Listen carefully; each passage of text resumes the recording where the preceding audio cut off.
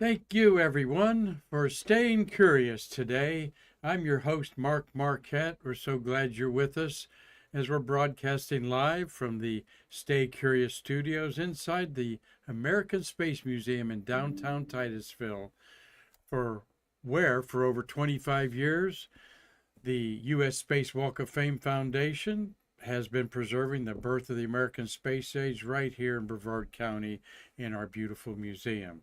Many of you have been to us, and many of you want to come. And so we welcome you wholeheartedly. But as an outreach, we provide Monday through Friday this little program born out of the pandemic called Stay Curious. And today we are going to have three astronaut birthdays. You know all three of them, I am sure, are on your list of ones you'd love to meet. We're also going to look back in space history 65 years ago to something nobody else is going to talk about except you. That's why you're staying curious today with us. And got a lady cosmonaut going historically went to space for the first time on this date in history. So, all kinds of fun things to talk about today. And glad that you're with us. And I want to say hi to our co-producer Marty Winkle over there on the Streamlabs show there. Marty, cue up that USAC family microphone there. The weather is not hurricane weather around here, as Hurricane Aaron is off the coast. I was feeling the wind about an hour ago, coming back from a meeting, kicking up a little bit. How are you, Marty? And you feeling that hurricane breeze? I'm doing good, Mark, and fortunately, I have not felt much of it. I just hope it gets through quick enough so I can play golf this weekend. Just have to wait and see. Well, it should be windy, and we might get a little bit of rain, but experienced surfers are going to be enjoying some 10-foot waves out there at Cocoa Beach and Cape Canaveral. And that hurricane's really going to be kind of dangerous to Cape Hatteras and that area on the East Coast. But here's our beautiful coast here. We're sitting right there, just 10 miles from the historic launch pads of our nation's spaceport. So we got a couple things we want to advertise today and a few thank yous to give out there as I'm beaming up your thoughts and comments here on our YouTube channel. Let me put that over there. Dave Stangy's saying hello. Robert Law up in Scotland. Of course, Dave's up in Michigan. RG Jubilee, good to see you watching today. And Steve Jokums up there in Illinois.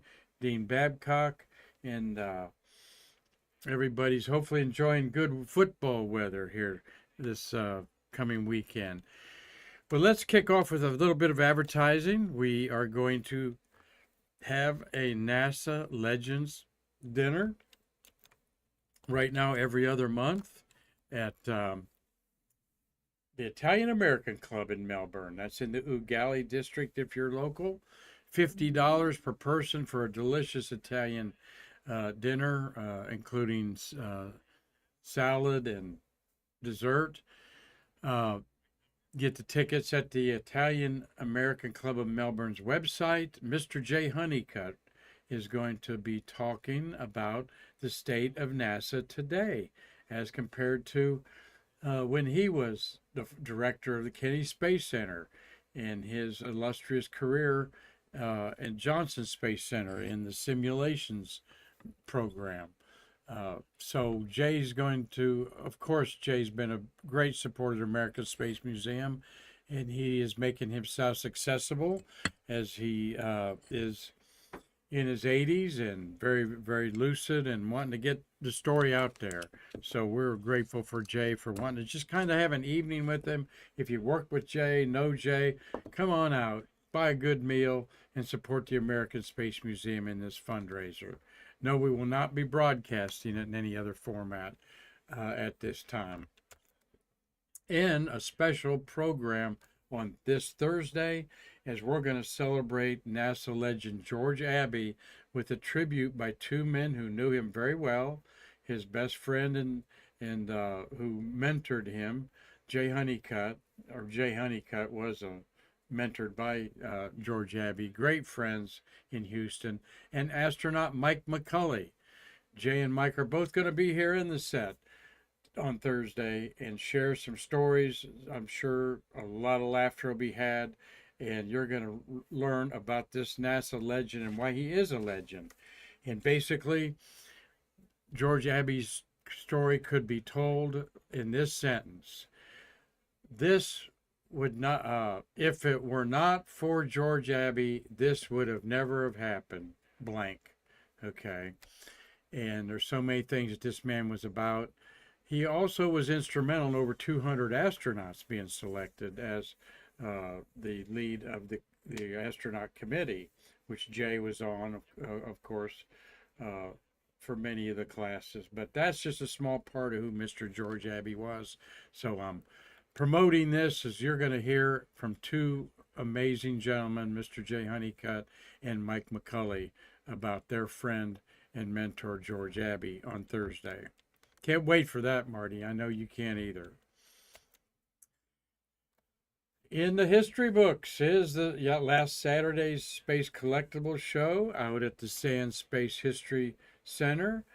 Thank you, all the staff members out there, led by Sharon Rodriguez. Everybody was so wonderful. I forget how many vendors. How many you think were there, Marty? 20? I'd say 20, 25? I'd say about at least 20.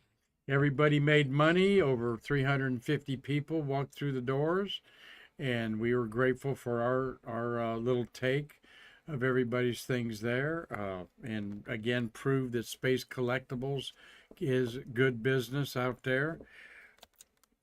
Here's what our scene looked like. There's Matthew Raj among our little area of magazines and books and all kinds of stuff.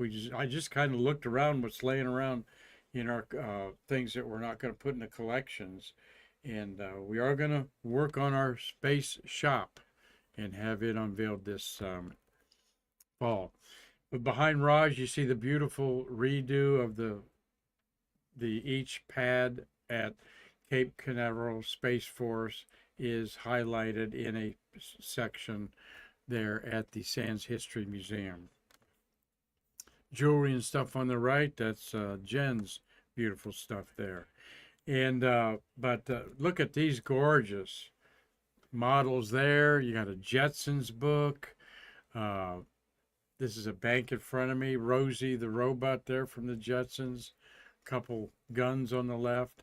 I was kind of focused on these banks in the back.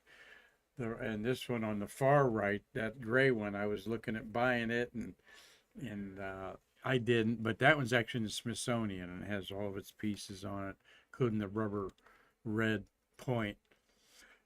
But of all the fun we had, Marty, I think probably the best moment was meeting this young lady, RG Jubilee.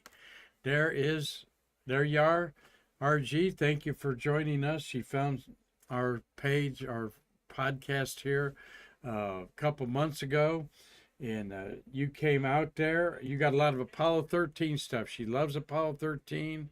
All right, loves those astronauts, loves Jim Lovell and Fred Hayes, and she introduced herself to me and Marty, and we're just so happy to meet you, RG Jubilee. That's her nickname. I forget her name. I should have wrote it down. I think it's Marigold. But you're a character. We love you. Thanks for being part of our Stay Curious program there, RG. And our memorabilia show is going to be Saturday, November 8th at the Hyatt Place, where we held Shuttle Fest for 4 successful years. So vendor tables are going to be $40. That's the going price we're going to charge. And we want good quality vendors and items for you all up there. So we'll be hearing a lot more about that, working on efforting maybe an astronaut book autograph session there. Marty, it wasn't too long ago. Wow. 3 years ago, this was the scene as the highly anticipated Artemis 1 launch was scheduled for Monday, August 29th, 2020. This is the rollout a couple months before. That Artemis sat out there in some bad weather that whole summer, okay? I can't believe there was no leaks on it. As much rain has poured on it through a series of near misses from a couple of hurricanes. But the and of course it did not go in August 29th, Monday morning. It was scrubbed about an hour before launch, and then it was launched in November of that year of 2022. So here we'll be celebrating 3 years of that in November, and they're pushing Artemis 2 to be launched with the crew sometime in March. All right, they're looking even at a date in February. I'm hearing there a lot of things are coming together quickly. So, okay, we hope so.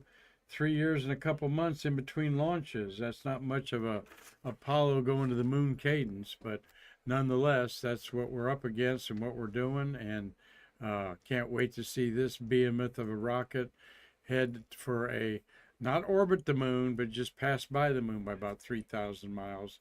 Hopefully, this late winter or spring. And thought I'd give us that memory back there. So today we're going to talk about a couple things really cool in this date in space history, and what happened 65 years ago that was really, really monumental, but nobody's going to talk about 65 years ago, was in 1960 on August 19th, the Soviet Union showed America they weren't messing around, okay, as in August 19th, 1960, they launched their third test flight of the manned Vostok spacecraft. This one with two dogs, Strekla and Laika, or Belka and Strelka there, translated Whitey and Little Arrow, Belka and Strelka. They flew in space, orbited the Earth 17 days with rats, mice, flies, plants, a gray rabbit was also on board. All right. There's the dog. There's the container that all these creatures were in, kept alive for with a stuffed, I think that's Belka there because she's white. Not sure where that is. I'll bet Robert Law's going to tell me that's in the Science Museum of London or somewhere. But it was the first.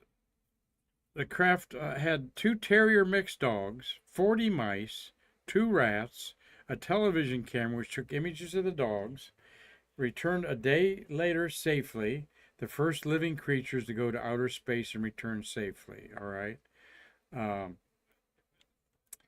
Telemetry revealed that one dog had suffered seizures during the fourth orbit, and it was decided to limit the first manned flight to 3 orbits. All of the animals were recovered safely. Microscopic water plants and seeds. A year later, Strelka had a litter of puppies, which one was sent to the, there they are inside there. One was sent to First Lady Jacqueline Kennedy as a goodwill present from the Soviet Union, but the CIA said don't accept it because they thought the dog might be planted with microphones and sneak into Defense Department meetings. Okay. And I think it really went to Caroline Kennedy. Yes. Well, yeah, you're probably right. Yeah, they want to go to Caroline, the daughter. Good catch there, Marty. Great history with this flight, isn't there? And immortalized in taxidermy style are both dogs. It was the second orbital flight in history. Okay, after the dog Laika, all right. In October 1959, they did of course, Sputnik 1, and then they did Sputnik 2 was the dog Laika. Well, now they were calling these Sputniks Korbel Sputnik 2, which was called Sputnik 5 by the Western journalists, okay. They're on display. This is at the Moscow Museum of Space and Aeronautics. All right. While Soviet Union used dogs as their test subjects, Americans used primates, specifically chimpanzees. And there was, no doubt, a lot of inhumane treatment to animals to sacrifice them instead of humans as we push the envelope ever so gently with each layer of knowledge leading us to safely putting man in, bringing him back alive on there. So there you have it today. Korabl Sputnik 2, or called Sputnik 5 by the West, had 2 dogs and all these critters inside of it in this little container here. Orbited the Earth for a day, 17 orbits, and landed safely. And that was 1960, folks, 65 years ago. And though not sure when we orbited our first living creature, it could have been Ham the chimp, but that was suborbital. We didn't orbit any of the chimpanzees. Yeah, we did. We did. Enos was orbited 2 orbits, I believe. Anyway, some great space history there. But let me put my birthday hat on here, as we have got 3 men that you know very well. If you don't know them very well, then you will. That's why you're staying curious today. I wanted to show that earlier here, all 3 of them. This is when we did things old school, Marty. Have Story Musgrave, 90 years old. Okay, Charlie Bolden is 79, and Mike Massimino, how old is Mike? 64? On there, born in 62. No, he's 63 years old. Mike Massimino there, and great people. I have met Story, talked to Story quite a bit, frankly. Met Bolden at the Astronaut Cocktail Challenge. We know he likes martinis, right, Marty? He bought, like, how much did he pay for that martini in the fundraiser of $2,200, I think? Yeah, something like that. I forget. Yeah, Jay Honeycutt is known to have a martini also. And then Mike Massimino, where do you recognize Mike from there? Where do you think? Well, I ain't going to blow it yet there for you. Let's look at each one up close here. I just saw Story Musgrave in end of January out at the June at the International Space Development Conference. He was bragging about he was going to turn 90 years old. He grew up in Stockbridge, Massachusetts, but considers Lexington, Kentucky to be his hometown. He's the only astronaut to fly all 5 space shuttles at least once in his 6 trips to space. There's a trivia question, Marty. What orbiter did Story Musgrave fly in space twice? I'll let you ponder on that there, okay? Yeah, Steve Joachim says it looks like they adapted the cosmonaut ejection seat to hold the animal closure. Sure does, doesn't it? So, a couple of stories about him. 53 days in space. Pun there. A couple of stories about Story. 53 days in space, 4 EVAs totaling 26 hours, including the critical one of servicing the Hubble Space Telescope. Here's his signature. Got him signed many things. There he is, EVA of the Hubble. Now he just signed Story usually. But that was signed, and there he is in the Shuttle Endeavour payload with Hubble. All right, this was a photo that was signed in a lot on one of our auctions. Okay. Super smart. I think 4 doctorate degrees. No, he has 7 academic degrees, including Doctor of Medicine. He was actually in Boston during residency. He told me he was a ER surgeon. All right. And here's how brilliant this man is when he shared this story to a bunch of us at the Winter Star Party 20 years ago in the Florida Keys. He spent 5 days with us, and there was 500 people there. You know, a lot of people hung out with him for, like me, for many, many days. So he's in an ER. They see gunshot wounds. They see stab wounds. They see overdoses, all this stuff coming in 30, 40, 50 years ago, whenever he did this 40 years ago. And he saw everybody kind of jumping around and moving or shifting around the table where the patient was in a quick emergency situation. So he said, I had an idea, and I stayed late, and I painted the anesthesiologist. Your footprints are here, blue, yellow. That's the nurse. Doctor here, blue, red.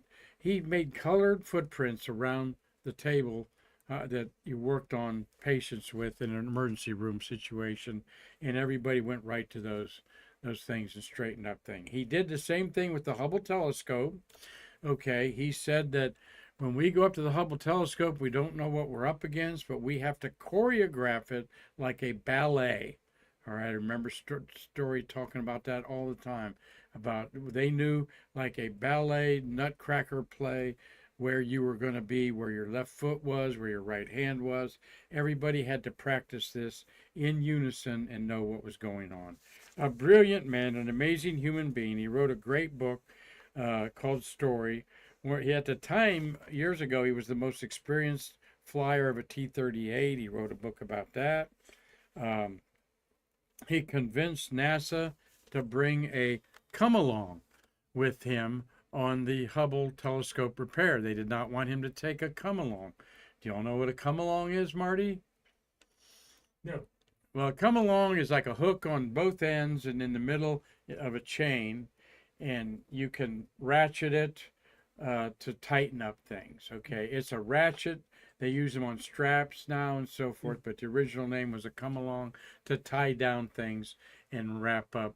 And he wanted to bring one with him. They said no. He said, I ain't going to do it then. I want this. I'm a farmer, grew up on a farm.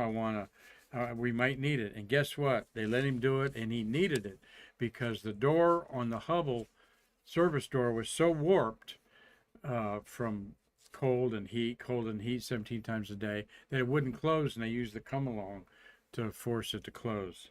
He also said there was all kinds of marks on it that engineers left on it. He couldn't believe that it wasn't in a very good, pristine shape but it was in storage for like 3 years after the Challenger accident. And that is the spaceship that Story Musgrave flew twice, Challenger. All right, on his last flight, and I'm not going to look that up, but he loved talking about the story. There he is at Shuttle Fest 1. He crashed it. That's about what he looks like now. That's 4 years ago, of course, and I pretty much look like that myself now still. Story love. There we are at the Winter Star Party 20-some years ago out at Camp Wasumke out there. What a great time that is. That's near Bahia Honda is to the north up there. This is on Big Pine Key for you, the key between Marathon and Key West. But Story loved talking about the story of what was I thinking about, Marty? Senior moment there for me. The I know what it is. His last flight, he's going to retire. When they came into reentry, he said, I was in the lower bay, okay? I told the best seats are the 4 up in the cabin, all right? And then everybody else is in the mid deck. There's only one window out the hatch. You're looking at a locker, basically. And he said, I've been on the top so many times, I said, let somebody else do that. I want to enjoy this flight and just kind of look around and feel my senses. And so when they came into reentry, in between weightlessness and overtaken by gravity, he unhooked himself, floated up to the upper upper deck up there. And one of the astronauts turned and said, what are you doing up here? And whoever the commander was saw him and said, Story, what are you doing here? Get back down there. And he was like, he said, I was cocky and said, what are you going to do, fire me? You know, it's my last flight. I want to feel gravity overtake me. So he was in free and just felt gravity slowly take him over and put him down in his seat.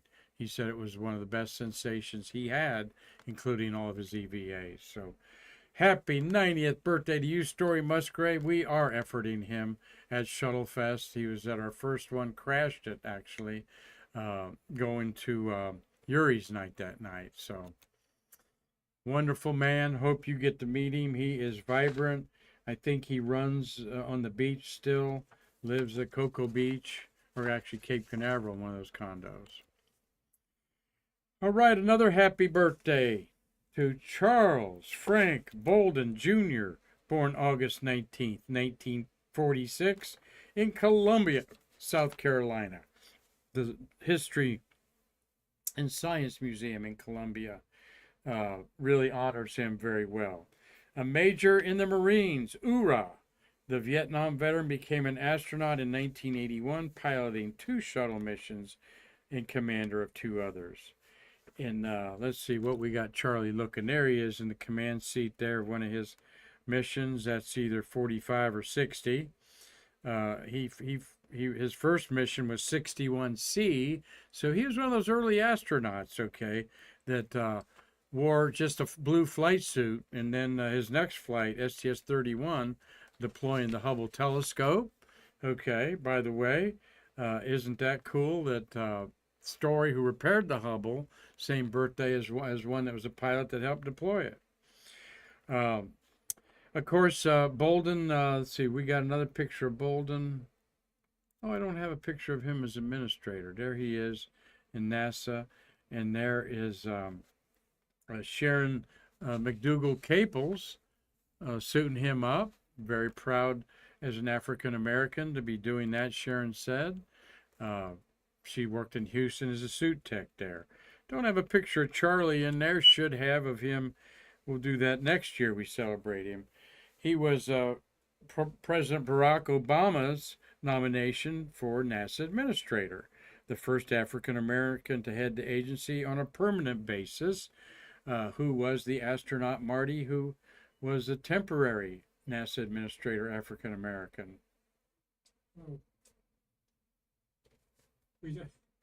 He was just here a few weeks ago. FG. Initials are FG. Fred Gregory. Fred Gregory, exactly. And boy, is Fred a great guy. Now, Marty, you've known, you got to talk to Bolden on some occasions, did you not? Or was he a runner or anything? I didn't speak with him. My only encounter with him was at the cocktail challenge. Oh, okay. I never met him before that. All right. He, somebody that will have at Shuttle Fest one day, I guarantee it. He helped transform Kennedy Space Center into a private entrepreneurial cooperative with Bob Cabana, most definitely, on there. And our final August 19th birthday goes to Mike Massimino, born in Oceanside, New York in 1962, raised in Franklin Square, Long Island. Where's Franklin Square compared to your Hicksville up there in the middle of the Long Island? I don't really know. No? I'm guessing it's in Nassau County. Could be in Queens. I really don't know. He's really smart, engineering graduate from the Columbia University in New York, where he's a teacher now, a PhD at Massachusetts Institute of Technology. Right, he had 2 shuttle missions as a spacewalking repairman on the 4th and 5th service missions of the Hubble telescope, 7 years apart. The 4th was in 22, and his last service mission, of course, was STS-125 in 2009. Okay, he is a very big Facebook presence. Okay, written a couple books. There's Mike today, An Astronaut's Unlikely Journey to Unlock the Secrets of the Universe. And he does a fun podcast. Not sure he still does it, but with Owen Garriott. Garrett Reisman. That's who he does it with. Kind of segue into 2 different astronauts. Owen Garrett's son is who it would have been, but no, it's Garrett Reisman, and they do a podcast together. I've listened to it a bunch of times, and they just kind of pick something out of thin air and start talking about it in many ways. But he's had this book out since 2016. He became the host of Science the Planets, an in-depth look at planets in the solar system. He hosted an online companion series, Ask the Astronauts, okay? But if you are a fan of the Big Bang Theory, and there's Massimino on one of his spacewalks there.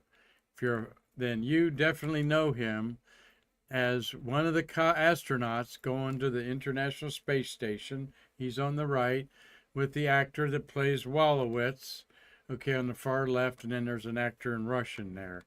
And there's Wolowitz on the International Space Station. He went up there because he engineered the space toilet up there, and they want him to check it out, I guess. So those were some fun episodes there, and Massimino gave Wolowitz the nickname Fruit Loops. And this particular image is of him talking to his mother, I think, up there. No, or his wife. So I read some things of how those were filmed, and they were, there were some tricks. I think they were like even upside down when they did some of the to act the suspended weightlessness stuff there. So good fun with three wonderful astronauts having their birthdays here on August 19th. Of course, let's show them again there. 90-year-old Story Musgrave, 79-year-old Charlie Bolden, and 63-year-old Mike Massimino, all Leos under the astrological sign Leos, whose traits are bold, brave, willing to risk, and so forth. So we hope we can get to see Story Musgrave and give him some love one more time. Well, to end our program here today, I've got another history-making day in space, where this Soyuz spacecraft of the Russians, virtually unchanged in 40 years that it's been flying, was the home for this lady. Oh, how many humans are orbiting Earth? That's what I want to set up there. With the Russian spacecraft decades ago, looking very much like the Soyuz today, we have 10 humans orbiting Earth. But back in the day, we were lucky to have 2 or 3 at a time, and then they weren't going to stay up there more than, let's say, a week at the most before the space stations came in vogue.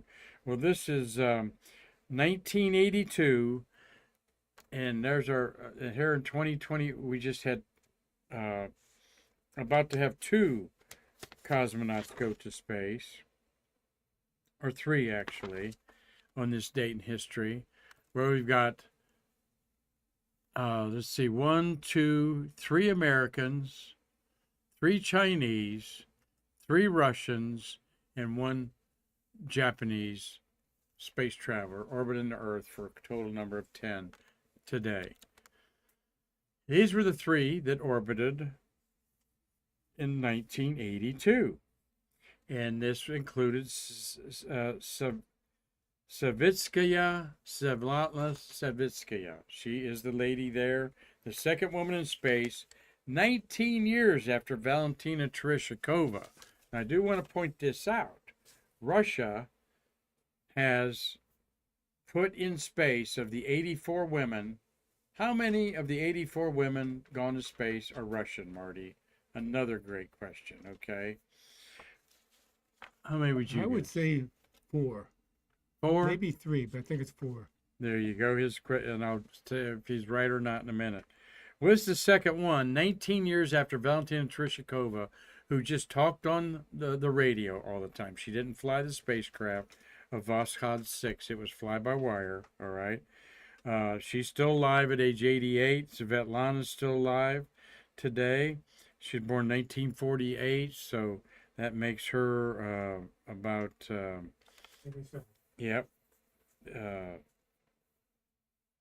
77. Yep, there you go. She became the first woman to fly in space twice, okay, and the first woman to do a spacewalk 2 years later in 1984. Now, why did they do this? Because we had chosen 6 women that were going to go and work on the shuttle. So not only do the Russians had to one-up us before Sally Ride in her flight in 1983, but put a woman up there earlier, and then have her do a spacewalk before Kathy Sullivan's first EVA up there. But this is a true cosmonaut. She went through the training. She knew things to do. She actually welded metals in space. She cut and welded metals in space alongside her colleague, Vladimir Deskapiev. Um, of the 57 Russian spacewalkers through 2010, she's the only woman and is still the only Soviet Russian woman to walk in space. All right. And you're talking about welding in space, Marty. What a weird thing to do. But she didn't do it on this mission. Here she is in today's way she looks today. But she returned to space and did a welding experiment. And as she says, I did not understand the point of it. We might burn our spacesuits or the exterior of the space station. But her overall excellent performance on both flights silenced critics who question a woman's capability to perform space missions. And she was assigned as the commander of an all-female Soyuz crew to Salyut 7 to commemorate International Women's Day. But that was scuttled. But that had been another propaganda ploy for Russia at the time. So we do salute you, Svetlana Savitskaya, and she is a pioneering woman. But yes, only 4 of the 84 women who've orbited the Earth are Russian. All right, and there's no Russian cosmonaut ladies in the queue right now. Now I give it to China, who has 3 Takyonauts experienced in space now. 2 of them have flown twice. All right, and talking at dinner with a friend of mine, and he said, if you're going to want to understand what the first woman on the moon says, you're going to have to take Chinese. All right, because they're going, and I predict they're going to land before the 2030 date that they're announcing to the world. I think that's just a smokescreen because they're going to shock us and go back in like 2028 or something. They're ready. And Rusty Schweikers told us that in the museum a year ago, that he felt when he was in China at their space center, they're ready to go. But that's talking about China, not Russia, and talking about women in space in general. So hope you've all enjoyed today's Stay Curious program with the birthdays of space history, something we love to do that nobody else is doing. Tomorrow, Marty Winkle and I have to answer before our U.S. Space Walk of Fame Foundation Board of Directors and find out if I've been running the museum very well or not. And Marty's a board member, and we're looking forward to that. So we always want to do an abbreviated show, make sure I get out in 25 minutes. So part of tomorrow's show is I'm going to share with you some of the AI, artificial intelligence, I've been playing around with to make posters and promotions for everything we do here. So stay tuned for that. Marty's got a comment. Yeah, Dave Stange is saying that there's 5 female cosmonauts. The 5th and currently active female cosmonaut, she flew on SpaceX Crew 5 to the ISS. You're absolutely right, Dave Stange. Let's send that man a candy apple or something there, because you get the prize. I did forget about the Karina. Karina was the astronaut that flew up, the first Russian to go to female to go to space in many years. So I apologize for that. That's why we've got the greatest viewers out there, Marty. They keep us straight all the time. If you don't, my viewers do there. So we're going to have a good show tomorrow. RG Jubilant, Rosalie Gratanio. Yes, Rosalie, I was thinking marigold, but I had a flower in my mind thinking about you, Rosie. Very good. What a dear lady, very enthusiastic, and we appreciate your comments there. Dave Stange, Robert Law, we said hi to you, Steve Jokum, and Dean Babcock. My buddy Mitch Rothman might give you a call tonight, Mitch. Gary Gerald, glad Gary's feeling better. Ralph Palmer, thank you, Ralph, for joining our social gathering today. Doug Forrest, the artist who's in Los Angeles. Tom Celentano, Tom Usiak. I'll be calling you after this broadcast, buddy. Cliff Watson in Australia. And Carlton Bailey out there at Cape Canaveral Groves, just north of my hacienda in Port St. John out there. So, tomorrow's show, I'll give you a tease. I asked AI to give me an image of biological life in caves of Mars. And it whipped this up for us. Crimson Caves, the Martian microbe discovery. Life finds a way even on the red planet. All right. I love it. And I frankly think we'll find something like that in the caves of Mars. One of the only inaccuracies of that is the moons. Mars's moons wouldn't look that big, and they also look like potatoes instead of spheres because they're so small. But how about the glow-in-the-dark crickets there, Marty, and whatever microbes we got hanging off the wall there? But I didn't say much more than what I said. I didn't say Crimson Caves. I didn't, I didn't put in the phrase "life finds a way in the red planet." I said I want an AI generated of the discovery of life in the caves of Mars, and this is Gemini artificial intelligence. I know there's chat bot out there too. Yes, Marty. Back in my day when I was a kid, Flash Gordon was popular on TV, and when he went to Mars, there were clay men, and there were men that would they're into the clay in the caverns, and then he would come to life. Oh, okay. So I didn't see that on your AI. Flash Gordon. Yeah, okay. We'll check that out. You got something. Well, we're going to have some fun with that tomorrow. Everything in our computer world has practical knowledge, but I'm also doing the program, Marty, to just emphasize trust none of what you see and less of what you hear. Okay, because that's the kind of world we live in. And I remember the magazine I bought pretty religiously off the newsstand, Skeptical Inquirer, that and we need to be more skeptics about things and not just believe everything that's force-fed to you. So stay tuned for some artificial intelligence tomorrow, and I'll pick up some laughs, okay? Marty, remind me of those jokes you gave me that were men-oriented jokes. I've got them that you sent me, some fun little jokes. We'll have some fun tomorrow, as we always do. Fun, fact, or fantasy.